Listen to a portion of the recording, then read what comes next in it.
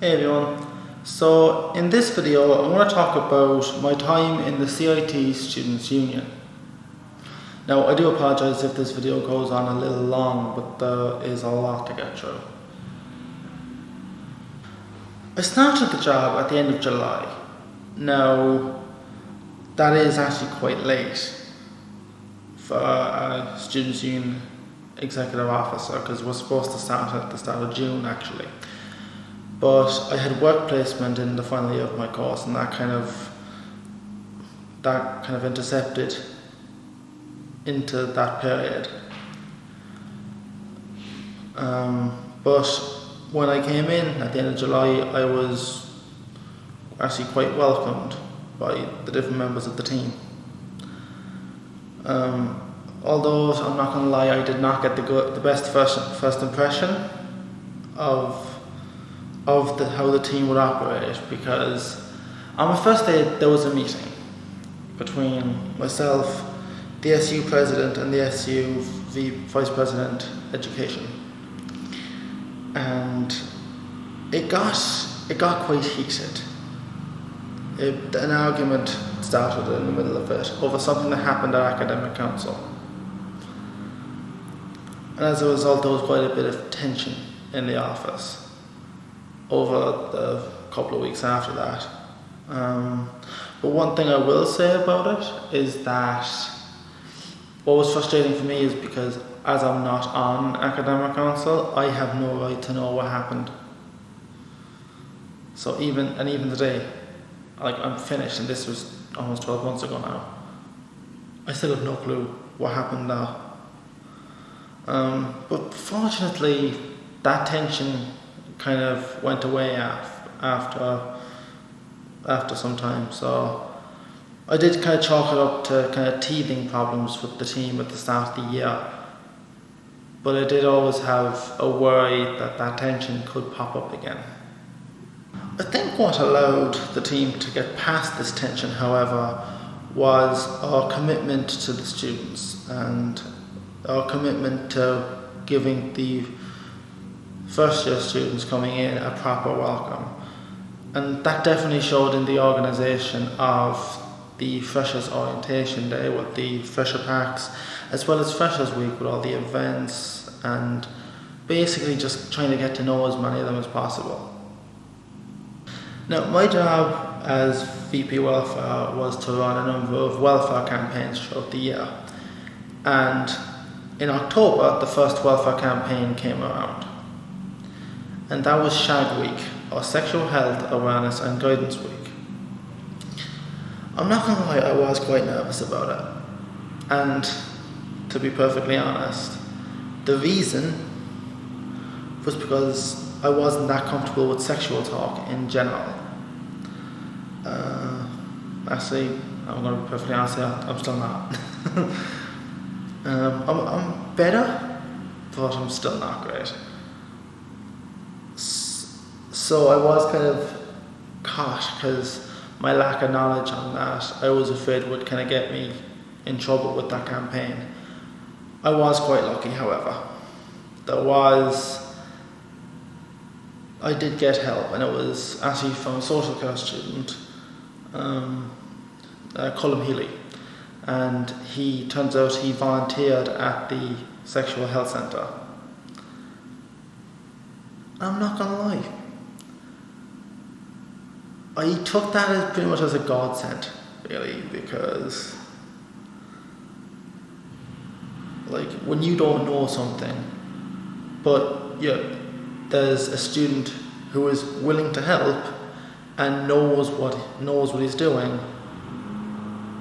you kind of praise the heavens for that. And so I worked with Colm, and I worked with Susan Walsh from the Sexual Health Centre to organise and run the campaign, and I'm not going to lie, it went much better than I was expecting. So it ended up doing exceptionally well, and I am forever grateful to both Colm and Susan for that, because my lack of knowledge would definitely have caught me if I tried to do that campaign on my own. One of my biggest focuses for the year was mental health. So I really pushed that during the Body and Soul campaign. Now, earlier on in the year, we'd already showed the My Other Life documentary, which was also shown on RTE. It was a documentary where young people talked about their mental health. Actually, Aaron Buckley, the SU president, was actually in it. He didn't actually speak on it, but it did get the back of his head, but at the athletics arena here in CIT, but he was also in the the kind of trailer for it.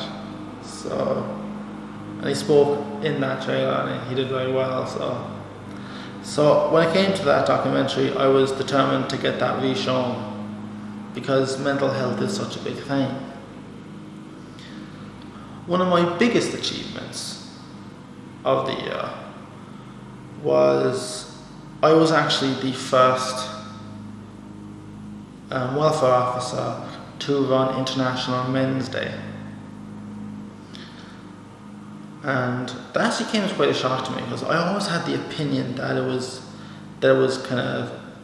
run on other campuses every now and again, but in a very small way. But then, like most any campus had ever done was a Facebook post apparently. I was like, what? That's taking the piss. So I wanted to do it properly. So I had a number of groups come in. I had Males Ireland, which is like it's a spiritual kind of approach to masculinity, which I think is important. There was Marie Keating Foundation, and they were talking to students about the cancers that affect men, testicular cancer, for example. There was also one of the only men's advocacy group in Ireland called Men's Voices Ireland, and they actually were giving students a chance to hear the other side of the gender equality argument. And I'm not going to lie, it went very, very well. We got a lot of good support for that campaign. As expected, the most hectic week of the year was Raise and Give Week, or RAG Week. Now, for those of you who don't know, it's basically where it's charity week, but students use it as an excuse to go out and get drunk, to put it as mildly as I possibly can. But the charity aspect was quite strong here, and especially this year, because it was for one of our own. The RAG Week charity we selected was the Jack O'Driscoll Fund. Now, for those of you who don't know, Jack O'Driscoll is a CIT student who he had an accident during Storm Emma, and it left him with injuries that required him to use of a wheelchair. And the thing is though, when we were making a decision on what charity we should pick, I mean, there was not just the Students Union, there was Student Services, there was Societies, there was us, there was the chaplaincy, there was so many different groups there from the college. And as Vicky O'Sullivan, the Students Union General Manager, said, it was the quickest decision ever made, because everyone went Jack O'Driscoll, Jack O'Driscoll, Jack O'Driscoll, and it was a great thing to see that we were all pretty much in unison for this one common cause, and so I'm very proud of that. And we did a lot of work for it, not just over RAG Week, but throughout the semester. I mean, RAG Week, was the headline of it, but it was more of a semester big campaign Like, I can't tell you how many times I went out around the canteen shaking a money bucket to get people to donate. And we actually raised a lot of money for them. Actually, what was it? I have the number here somewhere. Yeah, it was €15,289.46. And like, that's an amazing amount. I think it's the second biggest amount that's ever been raised in a CIT Rag Week campaign. So like, that's incredible. So it definitely showed that supporting our own was the big thing for CIT, and it definitely showed. So the biggest event for the student movement in Ireland throughout the year is USI Congress. And this is basically where the policies for USI are decided for the upcoming year. I'm not gonna lie, I really enjoyed it. Like, the discussions, the debates, I did like the way it was done, because you could hear so many different sides, and I'm not gonna lie, I wasn't expecting there to be as many different sides of the discussions as there was. And like, you'd hear points of view that you wouldn't even think of, and that's why I like those, because it'll make you think about something. You'll hear a point of view you haven't thought of could even exist, and then you go, oh, that's interesting. And so I think that's why Congress is such a big thing.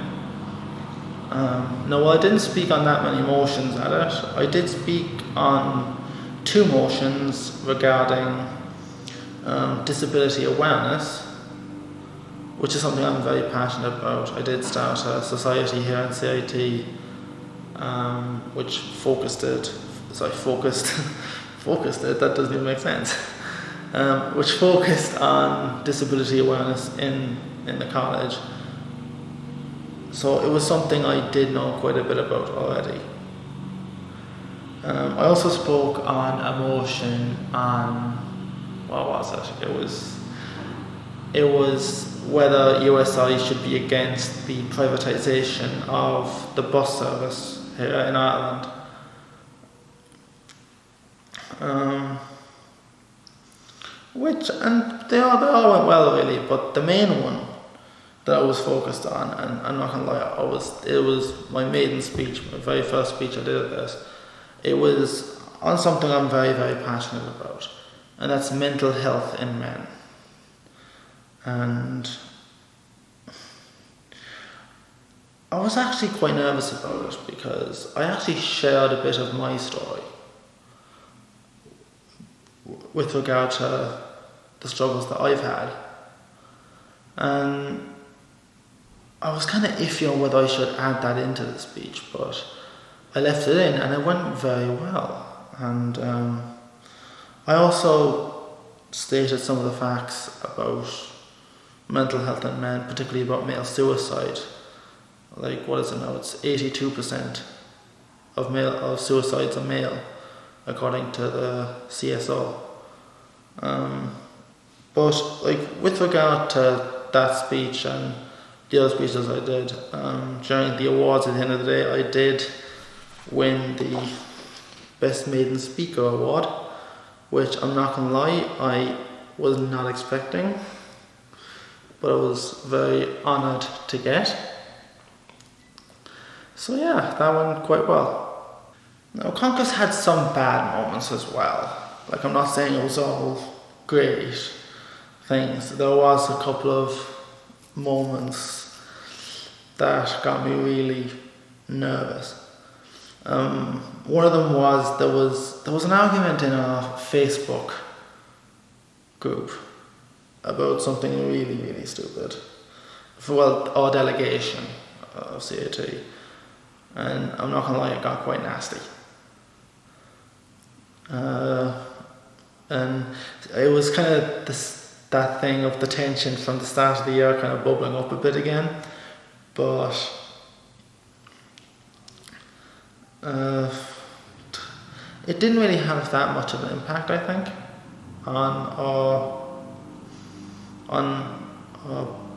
behaviour there. So it was kind of kept within the delegation. So I think that was handled reasonably well. There was also a protest at one of the motions. What was it? It was something on, I think it was on USI affiliation fees. I think it was like putting a cap on them.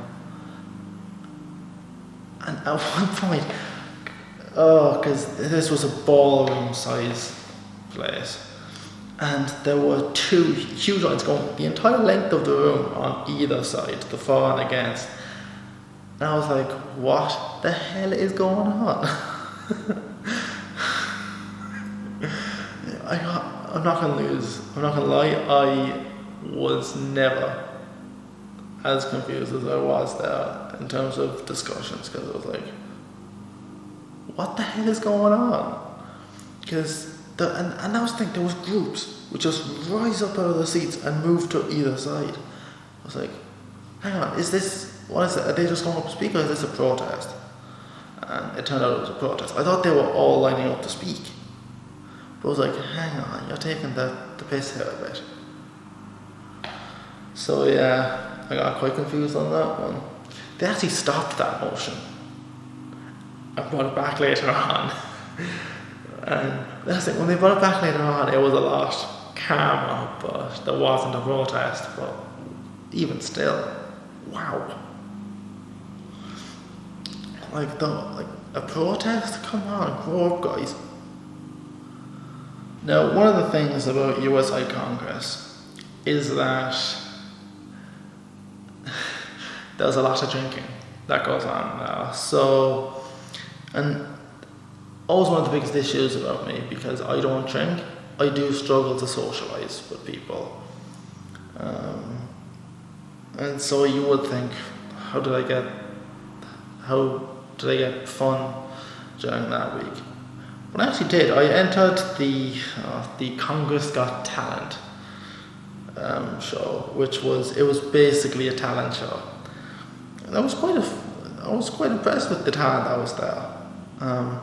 What I did, I sang the song "Running Home to You." No, that's a song from it was from a crossover between The Flash and Supergirl. Basically, I really enjoyed that song, so I thought I'll sing it, but fuck it. Now, I'm not going to lie, there was a bass for it. I did sing it for a friend of mine that I do have a crush on.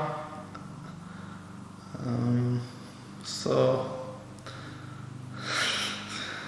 I got a bit nervous on that, really. But I'm not going to lie, it went very well and I enjoyed it. And plus it was been a long time since I've sort of sang a song on stage, so it was great to do that again. Now, usually the last week for union officers is quite dull, there's not much to do. That wasn't the case for us though, as we had the MTU International Panel Visit. And now, for those of you who don't know, MTU is the planned merger between CIT and IT Tralee to become Munster Technological University. And so we were meeting the international panel along with our colleagues in the IT Tralee Students Union, and some of the students here from CIT and some of the students from IT Tralee, just to share our point of view on it. Now, the Students' Union view on MTU was an optimistic but a realistic one. I mean, we were quite enthusiastic about the opportunities that the merger would bring us, but only if the necessary funding and the necessary upgrades to buildings was allowed to happen. And now I do suspect that is what will happen, because we've a greater borrowing framework as a technological university, while we don't as an IoT. So I think that was pretty much the big one first, and that was the main point we were raising. But now overall I think it went quite well. Both sides spoke very well, and I think the international panel really kind of got the message we were sending out.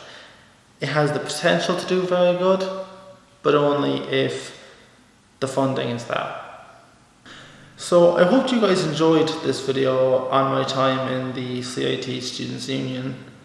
I hope you found it insightful to the union last year. If you like this video, give it a thumbs up. And if you like my content, hit that subscribe button so it's easier for you guys to follow my content. And also don't forget to hit that bell icon so you guys can actually get notified whenever I upload new content.